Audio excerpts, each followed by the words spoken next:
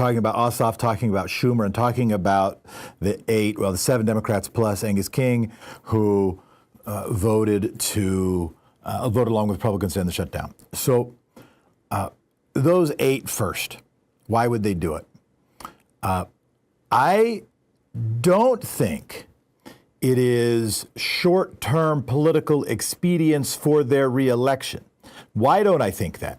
Well, they're not immediately up for reelection, and that is the strongest, one of the 2 probably strongest common threads those 8 people share. Another is they tend to be viewed as more moderate folks. That's something to learn from, by the way. They have not built their brands. They have not built their political support. They've not built their wins around kind of an attitude of being the strong fighters by being sober leaders. And that's one of the reasons why parties, et cetera, is because one of the best ways for a big D Democrat to raise money when running against a Republican is not to say, hey, I'm going to do better for you on tax breaks and deregulate, et cetera, but basically by making a sanity claim. They're crazy, I'm not. You go to the boardroom to raise money, and you say, they're crazy, I'm not. The challenge, and there's a lot of strength to that, we probably want a government that's not crazy, but the challenge of that is once you've made that promise lots and lots of times, you have a lot of people on your Rolodex, and you're on theirs. Rolodex is a thing like an iPhone that used to exist before iPhones were invented. It's basically a list of names and numbers that those people can also call you and say, hey, remember all those times you told me that you're not crazy and we shouldn't have a crazy government? Well, this is the kind of time where sober people need to not be crazy.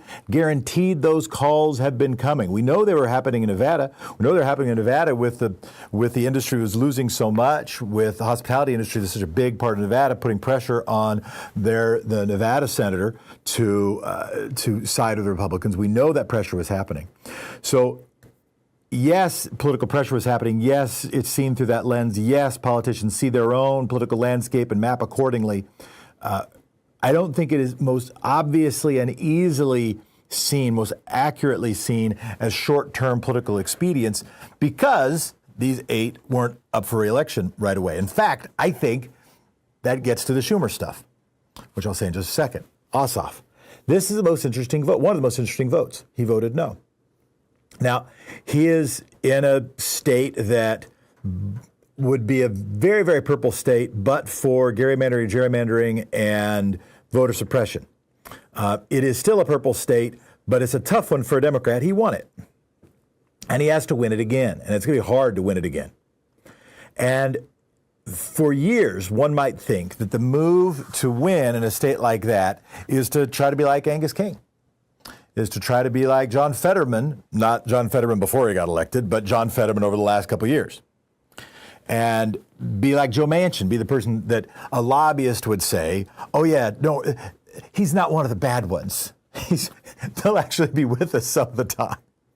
And play the I'm reasonable, I'm moderate, and I work with Republicans so that you can get the local media outlets to use one of the favorite things of a statewide political candidate is to be described as the moderate senator from blank or the moderate candidate for blank. You love that because that opens up certain fundraising pathways, opens up certain endorsement pathways, et cetera. And so for somebody who's facing that election, John Ossoff I'm talking about, who says, no, I'm voting no on this dumb thing. I'm going to fight. I am willing to go through Thanksgiving and have people miss their flights because they know that more of the blame for that should lie at the feet of this imperial Ozymandias of a president. And I am willing to have that fight. And I think that politically, that's the better move. Now, maybe he just did it because he only thinks about morality when he votes. I just don't think that's how any politician votes. I believe morality matters. I believe it matters in politicians. I believe they are human beings.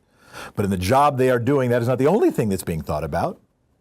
He's also thinking about politics. You're also, by the way, usually communicating with the other members of your caucus. You're certainly communicating with your staff, who's advising you on what might be the smart thing to do or might be the better thing to do.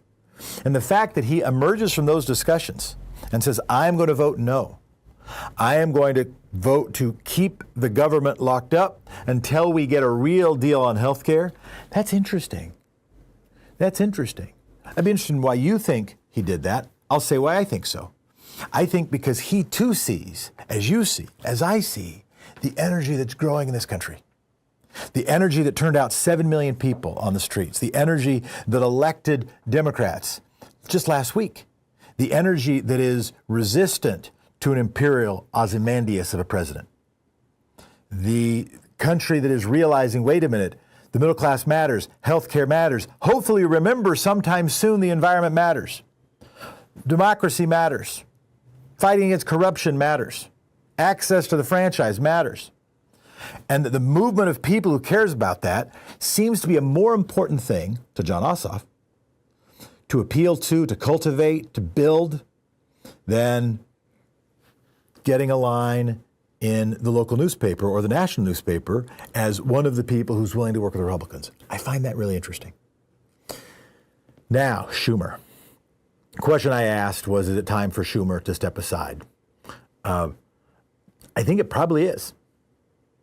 I think it probably is. I hesitate before kind of calling for the head of a member of leadership of my own allied party, but I think it probably is because I can only think of two circumstances that explain his vote. One is that he wasn't in charge. The other is that he was. Let me explain. So either he did this, or this happened because he couldn't control the caucus. That 8 members of his caucus defected and went with Republicans because he could not keep them together. He could not hold the caucus together. If that's true, that's a pretty strong argument for you need a leader who can hold the caucus together.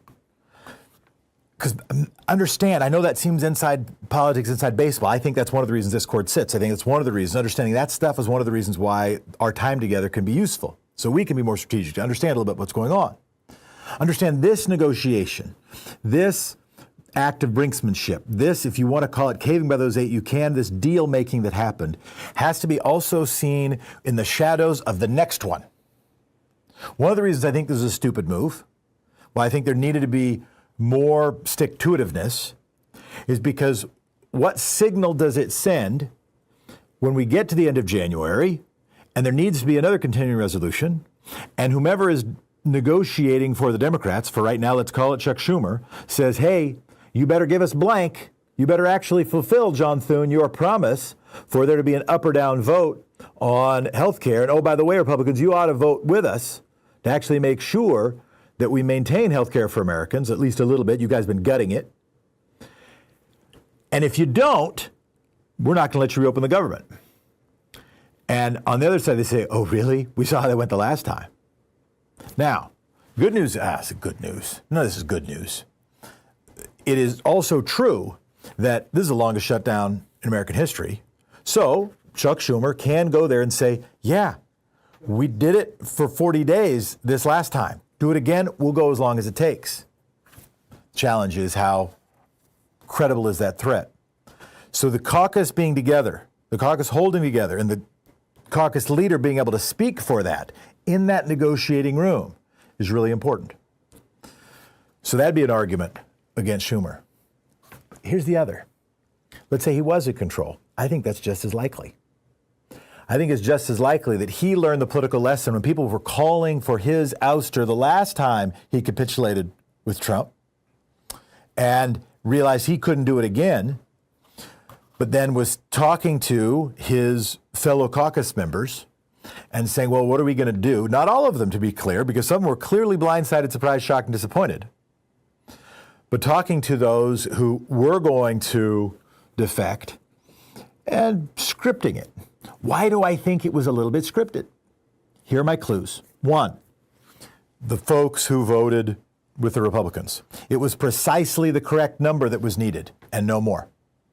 7 wouldn't have been enough, and it wasn't 9. It was 8. That's how many they needed. Second, it was those who weren't up. It was those who weren't going to have to go out, raise money, win voters, recruit volunteers, etc. That doesn't seem like an accident. Third, he didn't vote with them. He didn't have to. It seems a little too, fourth, timing. It happened after the election and not the day after. Enough time to have a good media cycle, or if you consider media cycle every day or a few hours, multiple media cycles, a week of media cycles before those 8 broke ranks. Each of those clues is, to me, an indication that this didn't just happen. This is something that got done with some degree of coordination. Not coordination with, 40 plus Democratic senators, but maybe coordination with Schumer. And either way, it indicates either he worked to help make this happen or it happened without him. Neither of those argue strongly in favor of his continued leadership with Democrats in the United States Senate. We'll be back right after this.